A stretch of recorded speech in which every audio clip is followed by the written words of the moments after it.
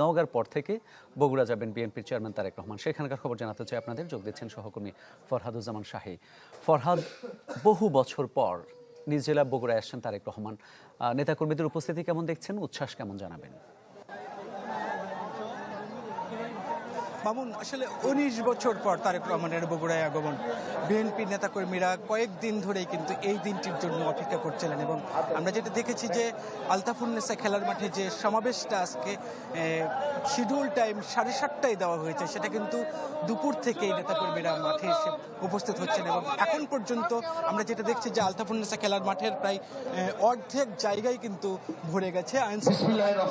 শুরু করে যারা বিএনপির যারা নেতাকর্মীরা আছে তারা কিন্তু এরই মধ্যে সমাবেশ মঞ্চে চলে এসেছেন।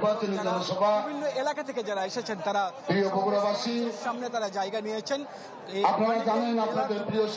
বেলা 2টা থেকেই কিন্তু অনেকেই তার নির্দিষ্ট তারা বলছেন যে দীর্ঘদিন পর বগুড়ায় আসছেন।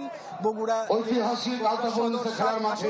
6 আসন থেকে তিনি নির্বাচন করছেন এবং ভোটে বিজয়ী হবেন এরকম প্রত্যাশা বগুড়ার মানুষের সাথে কথা বলবে এবং বগুড়ার প্রিয় সন্তান এই 7টি সংসদীয় আসনে বগুড়ার মানুষের সাথে কথা বলবেন। তাদেরকে আপনারা পরিচয় করে দিবেন, তাদের কাছ থেকে ভোট চাইবেন। ধৈর্য সহকারে উন্নয়ন বঞ্চনার শিকার এই বগুড়া এই সমাবেশকে সফল করবেন। সেই আশাটাই কিন্তু এই এলাকার যারা আমাদের প্রিয় সন্তান বগুড়ার যারা মানুষ আছেন তারা আশা করছেন যে তারেক রহমান মঞ্চে এবং তিনি বগুড়ার সম্পর্কে বগুড়ায় এসে যেন উন্নয়ন বঞ্চনা আছে সেই উন্নয়ন বুঝতে পারে জন্য তিনি প্রতিশ্রুতি দিবেন। বগুড়ার মানুষ সরকার গঠন করে তাহলে বগুড়ার যে উন্নয়ন ভালোবাসে, এরকম কিন্তু বগুড়ার যারা শহীদ প্রেসিডেন্ট জিয়াউর রহমানকে ভালোবাসে, যারা এসেছেন তারেক রহমানকে ভালোবাসে। মামুন, ধন্যবাদ আপনাকে।